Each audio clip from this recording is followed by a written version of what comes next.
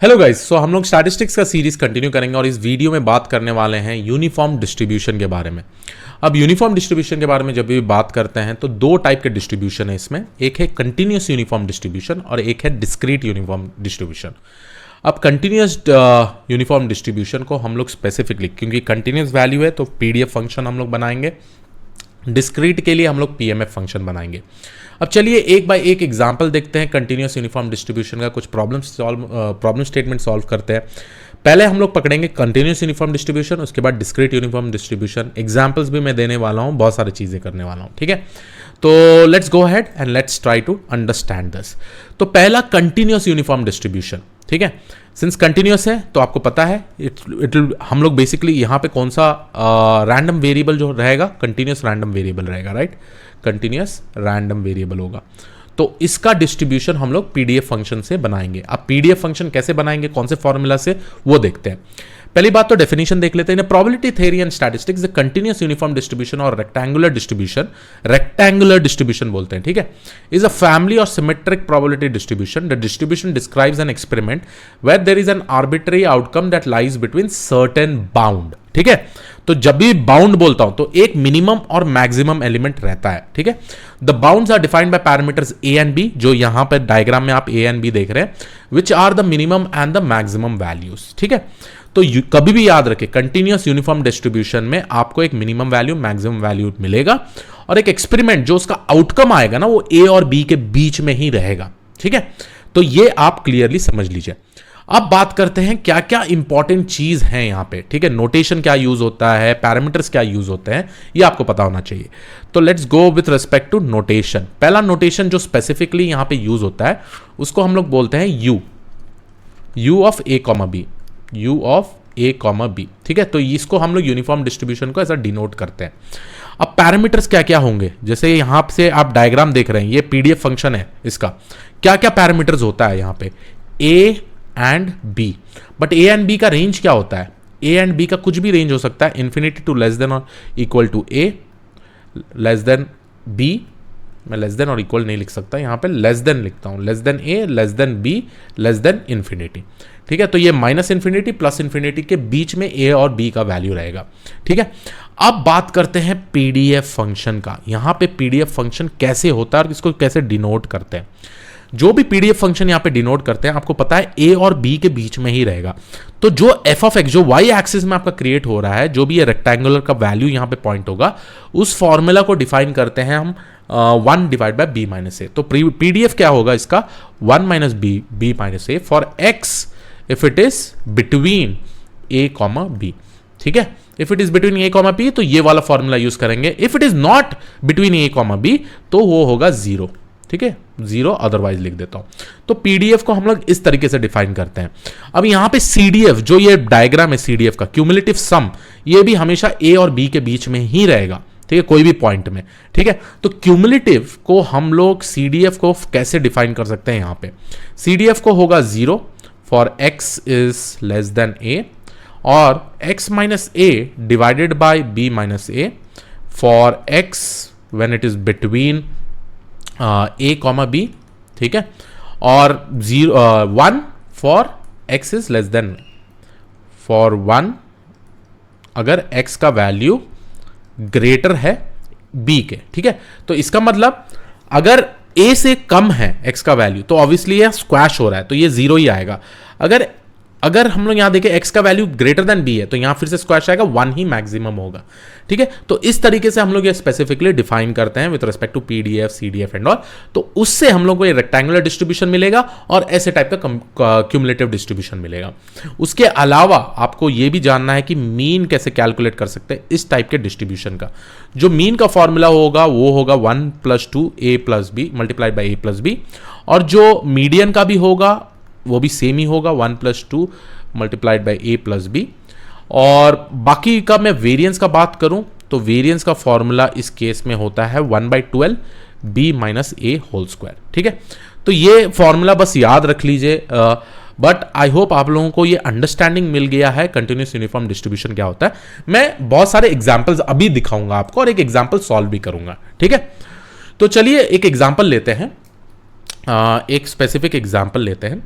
The number of, और हम लोग सॉल्व करते हैं कुछ, the number of candies sold daily at a shop is uniformly distributed. और मैं यूनिफॉर्मली डिस्ट्रीब्यूटेड जैसे बोल रहा हूं तो ये होगा अपना continuously uniformly distributed with a maximum of 40 and a minimum of 10। ठीक है, मैक्सिमम 40 कैंडीज, नहीं तो मिनिमम 10 कैंडीज एक दिन में होता है। ठीक है, अब पहला क्वेश्चन यहां पे आता है, लेट्स सॉल्व दिस क्वेश्चन। ठीक है, what is the probability of daily sales to fall between 15 and 13, to fall between 15 and 30। अब मेरा ये क्वेश्चन है, ठीक है, हमको पता है मिनिमम मैक्सिमम क्या है, ए बी क्या होगा, यहां पे जो बी है वो स्पेसिफिकली हमारा मैक्सिमम वैल्यू होगा, राइट। तो बी होता है इधर 40, ए होता है 10। ठीक है, तो इस टाइप के डिस्ट्रीब्यूशन अगर हम प्लॉट भी करें तो कैसे दिखेगा आपको, देखिए मैं यहां पे एक लाइन बना देता हूं, ये मेरा ए का वैल्यू जो 10 होगा, ये मेरा बी का वैल्यू 40 होगा। तो और इसका अगर मेरे को वाई एक्सिस का कैलकुलेट करना है तो क्या होगा, 1 divide by 40 minus 10 which is nothing but 1 by 30। ठीक है, तो इस स्पेसिफिक पॉइंट को हम लोग ऐसे ड्रॉ करेंगे। ठीक है, अब मेरा क्वेश्चन ये है, मुझे फाइंड आउट करना है what is the probability of daily sales to fall between 15 to 30। तो मेरे को फाइंड आउट करना है area under this specific curve. अब ये हम लोग कैसे कैलकुलेट करेंगे, ठीक है, तो मेरे को क्या फाइंड आउट करना है, what is the probability of 15 is less than or equal to x which is my daily sales should be less than or equal to 30। तो ये कैलकुलेट करने के लिए पहली बात तो हमको दो वेरिएबल्स डिफाइन करना है। x1 होता है मिनिमम नंबर जो यहां पे स्पेसिफाइड है, और x2 जो होता है नेक्स्ट नंबर जो 30 हम लोग डिफाइन करनी है। अब इसका फॉर्मूला ये होगा x2 minus x1 multiplied by 1 minus b minus a, जो बी माइनस ए यहां पर है। तो इस फॉर्मूला से हम लोग कैलकुलेट कर सकते हैं व्हाट इज द प्रोबेबिलिटी। तो ये अगर हम देखें तो ये आएगा 30 minus 15 is 15 divided by 1 by 30। तो अगर मैं डिवीजन करूं तो मेरे को आंसर आता है 0.5। तो what is the probability of daily sales to fall between 15 and 13, तो मेरा आंसर होगा 50%। ठीक है, अब बात करते हैं what is the probability of sales to be greater than 20। ठीक है, तो इस केस में क्या है, मेरा x2 अब होगा 40 माइनस 20 मल्टीप्लाइड बाय 1 बाई 30, है ना। तो यहां जो आउटपुट आएगा ये मेरा 0.66 आएगा। तो 66% is the probability to be the sales greater than 20। ठीक है, तो इस तरीके से आप स्पेसिफिकली प्रॉब्लम सॉल्व कर सकते हैं कंटिन्यूअस यूनिफॉर्म डिस्ट्रीब्यूशन का। बट आप यहां समझिए यूनिफॉर्म डिस्ट्रीब्यूशन में क्या होता है कि आपका जो वैल्यूज है, जो यहाँ पे स्पेसिफिकली जो वैल्यूज है वो एक रेंज के अंदर ही होगा, एक फिक्स्ड रेंज के अंदर ही होगा। ठीक है, तो आई होप आप लोगों को ये अंडरस्टैंडिंग मिल गया हो, आप लोग समझ पाए हो। ठीक है, और हमेशा याद रखिए with respect to uniform distribution जो आउटकम है आपका, the probability of getting the outcome, ठीक है, इस वाले केस में वो यूनिफॉर्म होता है। यूनिफॉर्म मतलब यही वाला वैल्यू होता है 1 minus b minus a, 1 by b minus a. अब बात करते हैं नेक्स्ट टाइप के डिस्ट्रीब्यूशन का, जिसको हम लोग बोलते हैं डिस्क्रीट यूनिफॉर्म डिस्ट्रीब्यूशन। तो चलिए गाइस, हम लोग आप समझते हैं डिस्क्रीट यूनिफॉर्म डिस्ट्रीब्यूशन के बारे में। पहली बात तो हम लोग ऑब्वियसली जब डिस्क्रीट बोलते हैं तो यहां पे हम लोगों को पीएमएफ फंक्शन बनाना पड़ेगा। तो जो भी आप ये डायग्राम्स देख रहे हैं इधर पीएमएफ के पॉइंट ऑफ व्यू से, ठीक है। तो in a probability theory and statistics, the discrete uniform distribution is a symmetric probability distribution where a finite number of values are equally likely to be observed. Every one of n values have equal probability 1 by n. मैं example के point of view से बताऊंगा। Another way of saying discrete uniform distribution would be a known finite number of outcomes equally likely to happen. ठीक है, चलिए एक example लेते हैं हम इस केस में।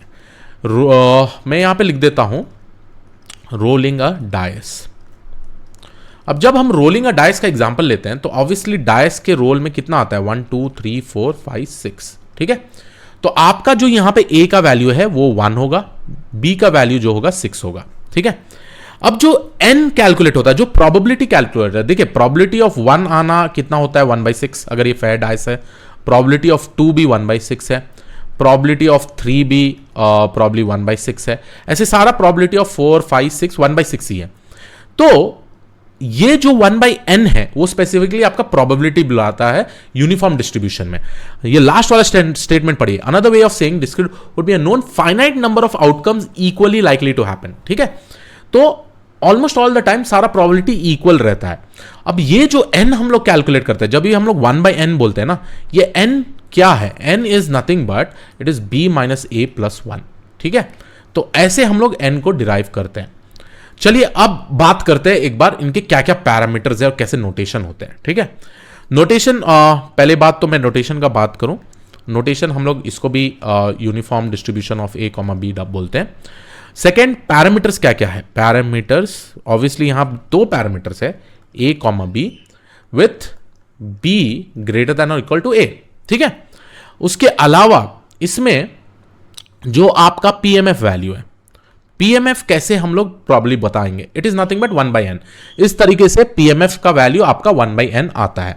ठीक है, अब बात करते हैं मीन का। मीन आप कैसे डिराइव कर सकते हैं? स्पेसिफिक कुछ भी नहीं, आपको a plus b divide by 2 करना है। मीडियन भी आपको सिमिलर तरीके से करना है, a plus b divide by 2।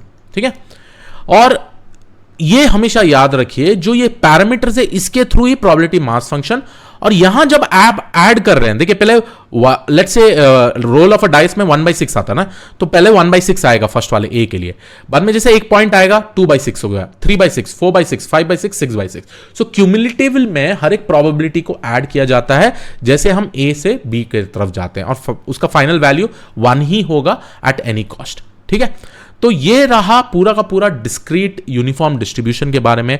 I hope आप लोगों को ये चीज समझ में आ गया हो। 2 टाइप का डिस्ट्रीब्यूशन है यूनिफॉर्म डिस्ट्रीब्यूशन में, एक कंटिन्यूअस यूनिफॉर्म डिस्ट्रीब्यूशन, एक डिस्क्रीट यूनिफॉर्म डिस्ट्रीब्यूशन। मैं कंटिन्यूअस यूनिफॉर्म डिस्ट्रीब्यूशन में नंबर एक प्रॉब्लम भी सॉल्व करके आपको दिखा दिया हूं कि कैसे आप कर सकते हैं। ठीक है, और वैसे ही डिस्क्रीट यूनिफॉर्म डिस्ट्रीब्यूशन के में हम लोग एग्जाम्पल के साथ देखें। तो आई होप आप लोगों को ये वीडियो पसंद आया हो। मैं मिलता हूं आपको अगले वीडियो में। अभी भी मैं फिर से बोल रहा हूं गाइस, अगर आपको मैथमेटिकल फॉर्मूला नहीं समझ में आ रहा है, इतना बस सोच लीजिए कि जो पीएमएफ या पीडीएफ फंक्शन है उसको डिराइव करने के लिए क्या फॉर्मूला यूज हो रहा है, आपको रिमेंबर करने की जरूरत नहीं, बट आप एटलीस्ट वो डिस्ट्रीब्यूशन के बारे में समझिए। ठीक है, so yes, this was it. I will see you all in the next video. Thank you.